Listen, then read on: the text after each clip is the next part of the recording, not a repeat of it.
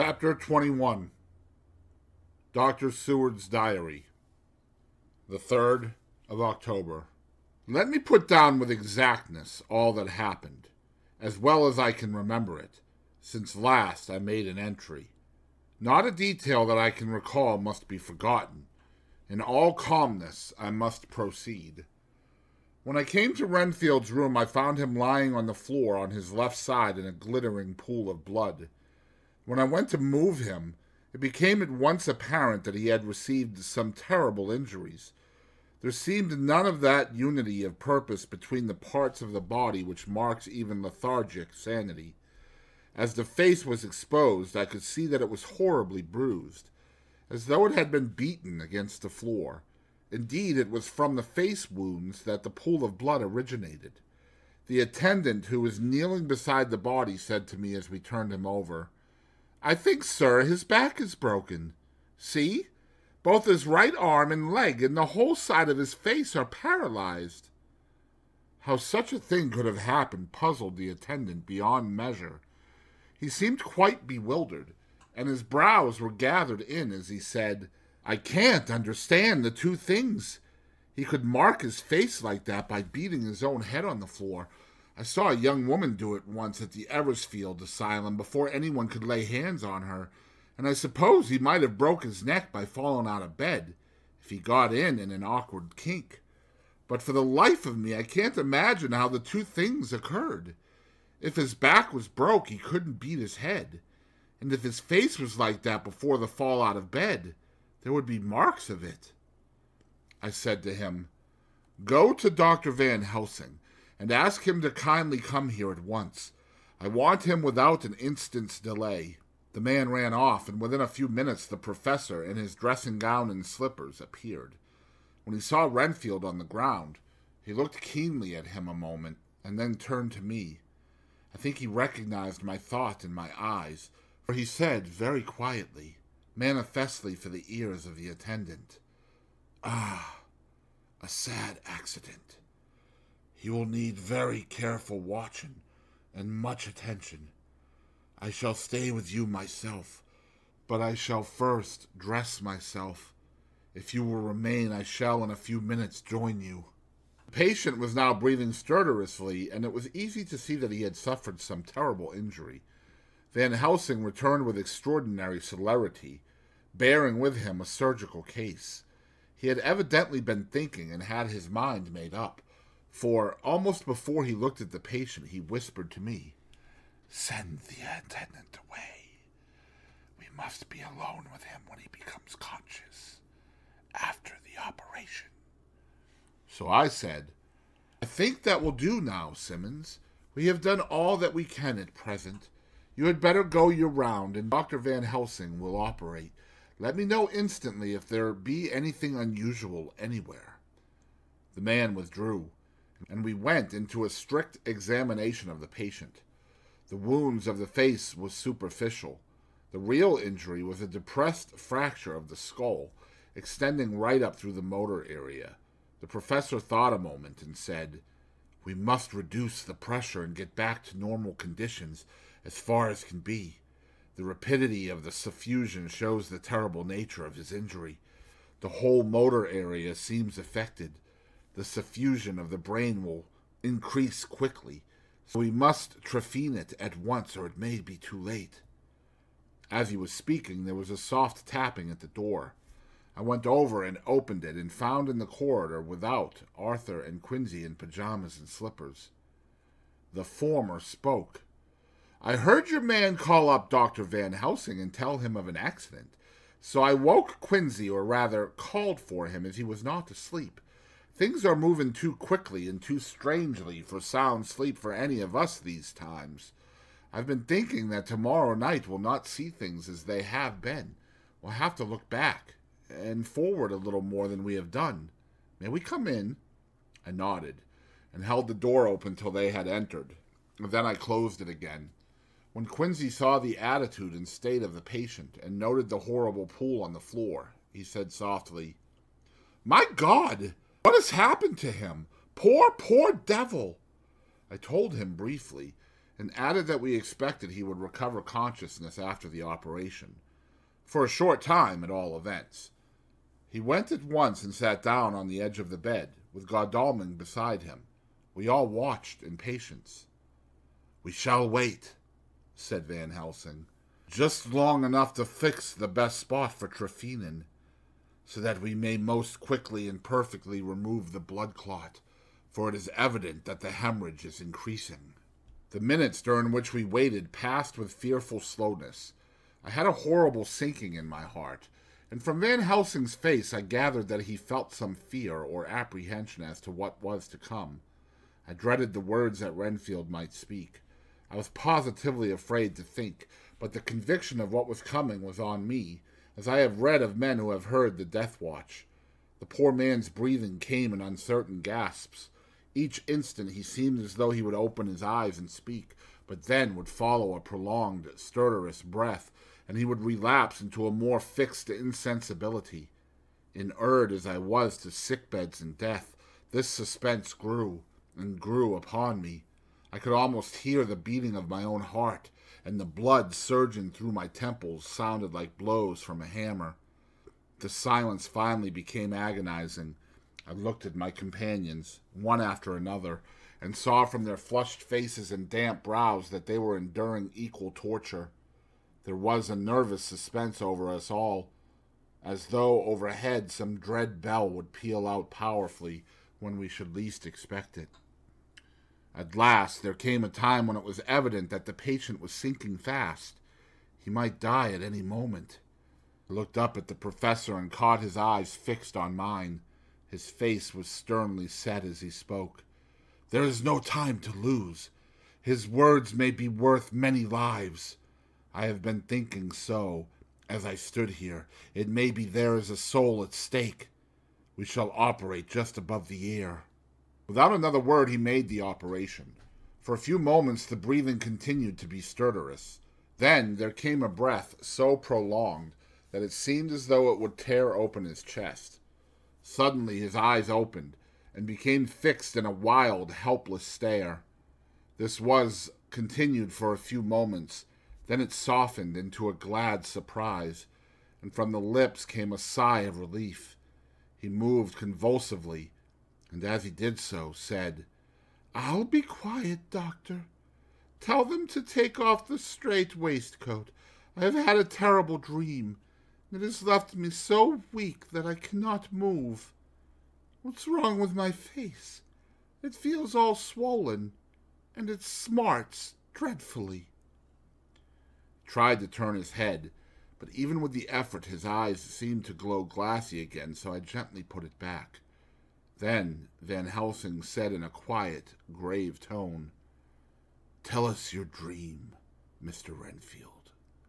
As he heard the voice, his face brightened through its mutilation, and he said, "That is Dr. Van Helsing. How good it is of you to be here. Give me some water. My lips are dry, and I shall try to tell you. I dreamed—" He stopped and seemed fainting. I called quietly to Quincy, "The brandy! It is in my study. Quick!" He flew and returned with a glass, the decanter of brandy and a carafe of water. We moistened the parched lips, and the patient quickly revived. It seemed, however, that his poor injured brain had been working in the interval, for, when he was quite conscious, he looked at me piercingly with an agonized confusion which I shall never forget, and said, "I must not deceive myself. It was no dream, but all a grim reality." Then his eyes roved round the room. As they caught sight of the two figures sitting patiently on the edge of the bed, he went on, "If I were not sure already, I would know from them." For an instant his eyes closed, not with pain or sleep, but voluntarily, as though he were bringing all his faculties to bear.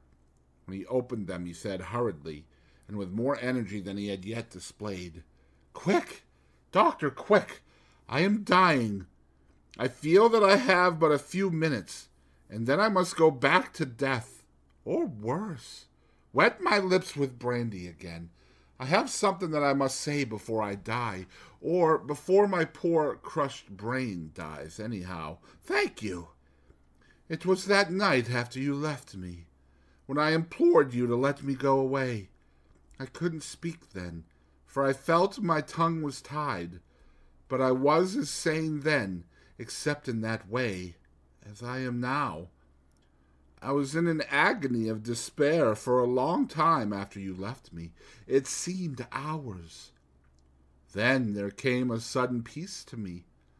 My brain seemed to become cool again, and I realized where I was. I heard the dogs bark behind our house, but not where he was. As he spoke, Van Helsing's eyes never blinked, but his hand came out and met mine and gripped it hard. He did not, however, betray himself. He nodded slightly and said, "Go on," in a low voice. Renfield proceeded. He came up to the window in the mist, as I had seen him often before, but he was solid then, not a ghost, and his eyes were fierce like a man's when angry. He was laughing with his red mouth. The sharp white teeth glinted in the moonlight when he turned to look back over the belt of trees to where the dogs were barking. I wouldn't ask him to come in at first, though I knew he wanted to, just as he had wanted all along. Then he began promising me things, not in words, but by doing them. He was interrupted by a word from the professor. How? By making them happen. Just as he used to send in the flies when the sun was shining, great big fat ones with steel and sapphire on their wings, and big moths in the night with skull and crossbones on their backs. Van Helsing nodded to him as he whispered to me unconsciously, "The Acherontia, Itotropus of the Sphinges, what you call the death's head moth." The patient went on without stopping. Then he began to whisper, "Rats, rats, rats, hundreds, thousands, millions of them, and every one alive, and dogs to eat them, and cats too, all lives, all red blood, with years of life in it, and not merely buzzing flies." I laughed at him, for I wanted to see what he could do. Then the dogs howled, away beyond the dark trees in his house. He beckoned me to the window. I got up and looked out, and he raised his hands and seemed to call out without using any words. A dark mass spread over the grass, coming on like the shape of a flame of fire, and then he moved the mist to the right and left, and I could see that there were thousands of rats with their eyes blazing red, like his, only smaller. He held up his hand, and they all stopped, and I thought he seemed to be saying, "All these lives I will give to you, I, and many more and greater, through countless ages, if you will fall down and worship me." And then a red cloud, like the color of blood, seemed to close over my eyes, and before I knew what I was doing, I found myself opening the sash and saying to him, "Come in, Lord and Master." The rats were all gone, but he slid into the room through the sash, though it was only open an inch wide, just as the moon herself has often come in through the tiniest crack, and has stood before me in all her size and splendor. His voice was weaker, so I moistened his lips with the brandy again, and he continued, but it seemed as though his memory had gone on working in the interval, for his story was further advanced. I was about to call him back to the point, but Van Helsing whispered to me, "Let him go on. Do not interrupt him. He cannot go back, and maybe could not proceed at all if once he lost the thread of his thought." he proceeded. All day I waited to hear from him, but he did not send me anything, not even a blowfly, and when the moon got up I was pretty angry with him. When he slid in through the window, though it was shut, and did not even knock, I got mad with him. He sneered at me, and his white face looked out of the mist with his red eyes gleaming, and he went on as though he owned the whole place, and I was no one. He didn't even smell the same as he went by me. I couldn't hold him. I thought that somehow Mrs. Harker had come into the room. 2 men sitting on the bed stood up and came over, standing behind him so that he could not see them, but where they could hear better. They were both silent, but the professor started and quivered. His face, however, grew grimmer and sterner still. Renfield went on without noticing.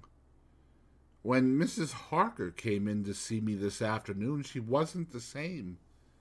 It was like tea after the teapot had been watered. Here we all moved, but no one said a word. He went on. I didn't know that she was here till she spoke, and she didn't look the same. I don't care for the pale people. I like them with lots of blood in them, and hers had all seemed to have run out. I didn't think of it at the time, but when she went away I began to think, and it made me mad to know that he had been taking the life out of her. I could feel that the rest quivered, as I did, but we remained otherwise still. So when he came tonight, I was ready for him. I saw the mist stealing in, and I grabbed it tight. I had heard that madmen have unnatural strength, and as I knew I was a madman, at times anyhow, I resolved to use my power. And he felt it too, for he had to come out of the mist to struggle with me. I held tight, and I thought I was going to win, for I didn't mean him to take any more of her life till I saw his eyes. They burned into me, and my strength became like water. He slipped through it, and when I tried to cling to him, he raised me up and flung me down. There was a red cloud before me, and a noise like thunder, and the mist seemed to steal away under the door. His voice was becoming fainter, and his breath more stertorous. Van Helsing stood up instinctively. "We know the worst now," he said. "He is here, and we know his purpose. It may not be too late. Let us be armed, the same as we were the other night, but lose no time. There is not an instant to spare." There was no need to put our fear, nay, our conviction, into words. We shared them in common. We all hurried and took from our rooms the same things that we had when we entered the Count's house. The professor had his ready, and as we met in the corridor, he pointed to them significantly as he said, "They never leave me, and they shall not till this unhappy business is over. Be wise also, my friends. It is no common enemy that we deal with. Alas, alas, that dear Madam Mina should suffer." He stopped. His voice was breaking, and I do not know if rage or terror predominated in my own heart. Outside the Harkers' door we paused.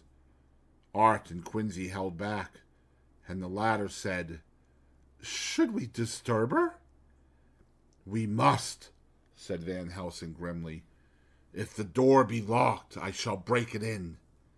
"May it not frighten her terribly? It is unusual to break into a lady's room." Van Helsing said solemnly, "You are always right. But this is life and death. All chambers are alike to the doctor, and even were they not, they are all as one to me tonight. Friend John, when I turn the handle, if the door does not open, do you put your shoulder down and shove, And you too, my friends. Now!" He turned the handle as he spoke, but the door did not yield. We threw ourselves against it. With a crash, it burst open, and we almost fell headlong into the room. The professor did actually fall, and I saw across him as he gathered himself up from hands and knees. What I saw appalled me. I felt my hair rise like bristles on the back of my neck, and my heart seemed to stand still. The moonlight was so bright that through the thick yellow blind the room was light enough to see. On the bed beside the window lay Jonathan Harker, his face flushed and breathing heavily as though in a stupor. Kneeling on the near edge of the bed facing outwards was the white-clad figure of his wife. By her side stood a tall, thin man, clad in black. His face was turned from us, but the instant we saw, we all recognized the Count, in every way, even to the scar on his forehead. With his left hand he held both Mrs. Harker's hands, keeping them away with her arms at full tension. His right hand gripped her by the back of the neck, forcing her face down on his bosom. Her white nightdress was smeared with blood, and a thin stream trickled down the man's bare breast, which was shown by his torn-open dress. The attitude of the two had a terrible resemblance to a child forcing a kitten's nose into a saucer of milk to compel it to drink. As we burst into the room, the Count turned his face, and the hellish look that I had heard described seemed to leap into it. His eyes flamed red with devilish passion. The great nostrils of the white aquiline nose opened wide and quivered at the edge, and the white, sharp teeth behind the full lips of the blood-dripping mouth champed together like those of a wild beast.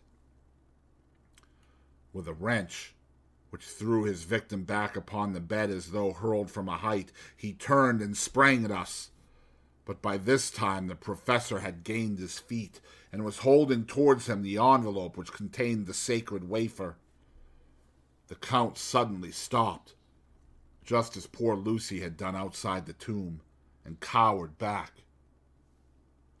Further and further back he cowered as we, lifting our crucifixes, advanced. The moonlight suddenly failed as a great black cloud sailed across the sky, and when the gaslight sprang up under Quincy's match, we saw nothing but a faint vapor. This, as we looked, trailed under the door, which, with the recoil from its bursting open, had swung back to its old position. Van Helsing, Art, and I moved forward to Mrs. Harker, who by this time had drawn her breath, and with it had given a scream so wild, so ear-piercing, so despairing that it seems to me now that it will ring in my ears till my dying day. For a few seconds she lay in her helpless attitude in disarray. Her face was ghastly, the pallor which was accentuated by the blood which smeared her lips and cheeks and chin. From her throat trickled a thin stream of blood. Her eyes were mad with terror. Then she put before her face her poor crushed hands, which bore on their whiteness the red mark of the Count's terrible grip, and from behind them came a low, desolate wail, which made the terrible scream seem only the quick expression of an endless grief. Van Helsing stepped forward and drew the coverlet gently over her body, whilst Art, after looking at her face for an instant despairingly, ran out of the room. Van Helsing whispered to me, "Jonathan is in a stupor such as we know the vampire can produce. We can do nothing with poor Madam Mina for a few moments till she recovers herself. I must wake him." He dipped the end of a towel in cold water, and with it began to flick him on the face, his wife all the while holding her face between her hands and sobbing in a way that was heartbreaking to hear. I raised the blind and looked out of the window. There was much moonshine, and as I looked I could see Quincy Morris run across the lawn and hide himself in the shadow of a great yew tree. It puzzled me to think why he was doing this. But at the instant I heard Harker's quick exclamation as he woke to partial consciousness and turned to the bed. On his face, as there might well be, with a look of wild amazement. He seemed dazed for a few seconds, and then full consciousness seemed to burst upon him all at once, and he started up. His wife was aroused by the quick movement, and turned to him with her arms stretched out, as though to embrace him. Instantly, however, she drew them in again, and putting her elbows together, held her hands before her face, and shuddered till the bed beneath her shook. "In God's name, what does this mean?" Harker cried out. "Dr. Seward, Dr. Van Helsing, what is it? What has happened? What is wrong? Mina, dear, what is it? What does that blood mean? My God, has it come to this?" And, raising himself to his knees, he beat his hands wildly together. "Good God, help us! Help her! Oh, help her!" With a quick movement, he jumped from bed and began to pull on his clothes, all the man in him awake at the need for instant exertion. "What has happened? Tell me all about it," he cried without pausing. "Dr. Van Helsing, you love Mina, I know. Oh, do something to save her. It cannot have gone too far yet. Guard her while I look for him." His wife, through her terror and horror and distress, saw some sure danger to him. Instantly forgetting her own grief, she seized hold of him and cried out, "No, no, Jonathan, you must not leave me. I have suffered enough tonight, God knows, without the dread of his harming you. You must stay with me. Stay with these friends who will watch over you." Her expression became frantic as she spoke, and he, yielding to her, she pulled him down sitting on the bedside and clung to him fiercely. Van Helsing and I tried to calm them both. The professor held up his little golden crucifix and said with wonderful calmness, "Do not fear, my dear. We are here, and whilst this is close to you, no foul thing can approach. You are safe for tonight, and we must be calm and take counsel together." She shuddered and was silent, holding down her head on her husband's breast. When she raised it, his white nightrobe was stained with blood where her lips had touched, and where the thin open wound in her neck had sent forth drops. The instant she saw it, she drew back, with a low wail, and whispered, amidst choking sobs, "Unclean! Unclean! I must touch him or kiss him no more. Oh, that it should be that it is I who am now his worst enemy, and whom he may have most cause to fear." To this he spoke out resolutely, "Nonsense, Mina! It is a shame to me to hear such a word. I would not hear of it of you, and I shall not hear it from you. May God judge me by my deserts, and punish me with more bitter suffering than even this hour, if by any act or will of mine anything ever come between us." He put out his arms and folded her to his breast, and for a while she lay there sobbing. He looked at us over her bowed head, with eyes that blinked damply above his quivering nostrils.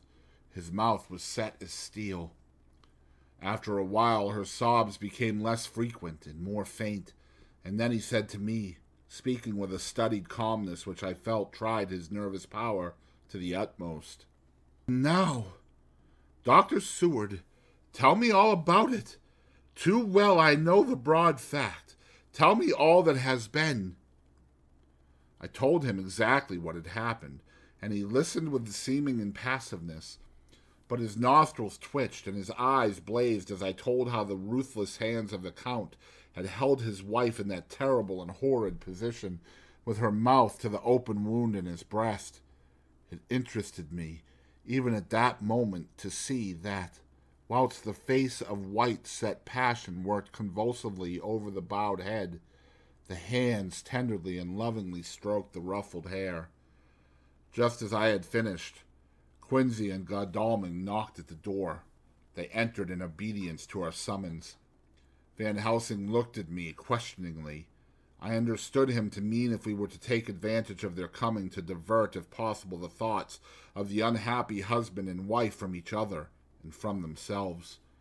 So on nodding acquiescence to him, he asked them what they had seen or done, to which Lord Godalming answered, I could not see him anywhere in the passage or in any of our rooms.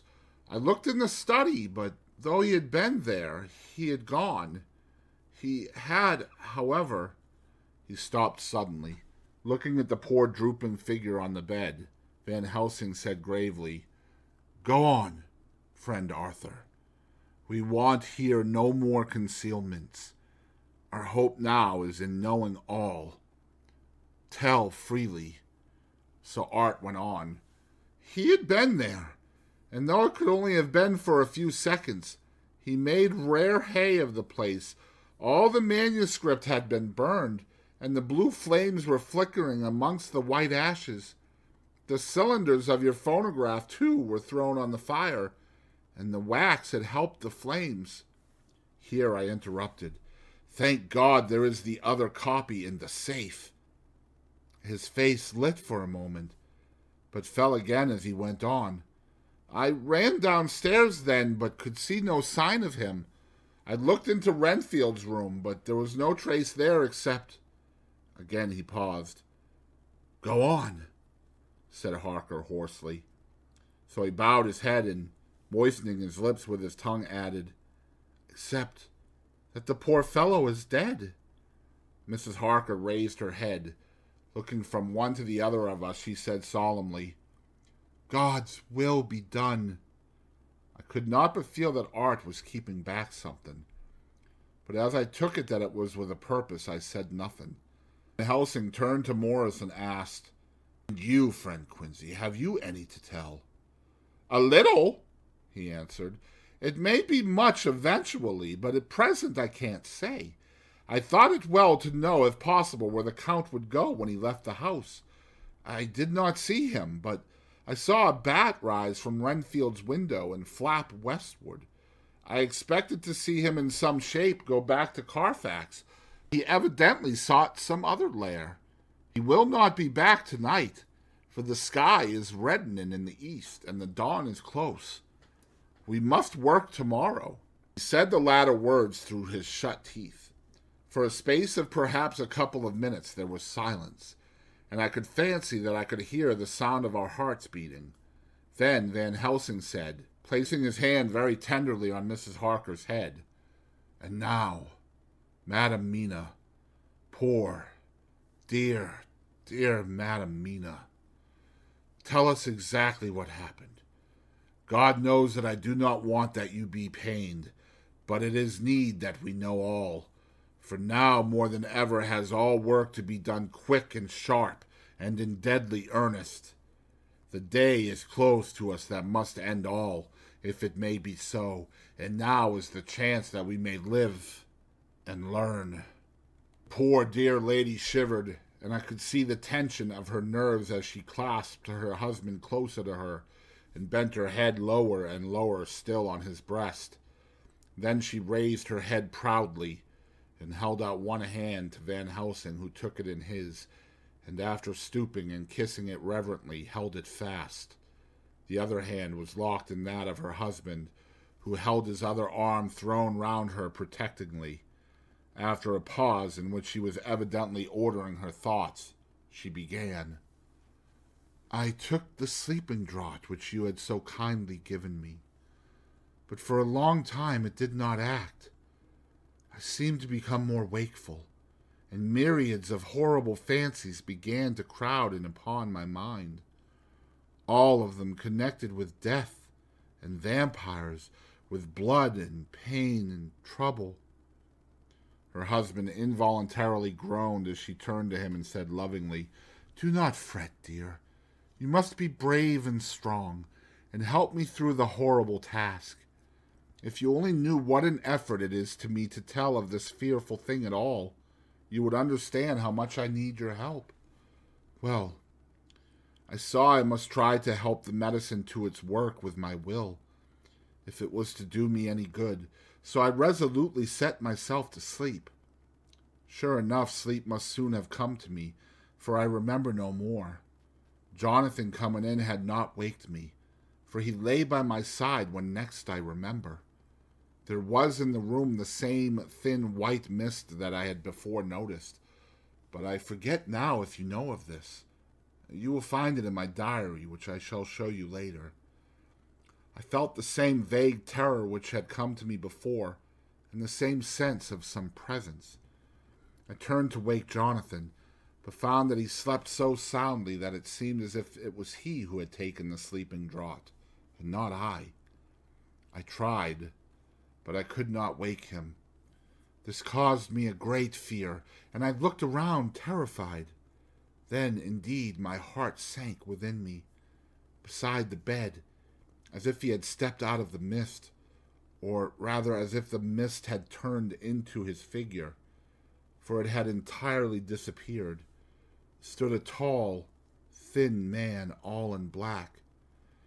I knew him at once from the description of the others, the waxen face, the high aquiline nose, on which the light fell in a thin white line, the parted red lips, with the sharp white teeth showing between, and the red eyes that I had seemed to see in the sunset on the windows of St. Mary's Church at Whitby.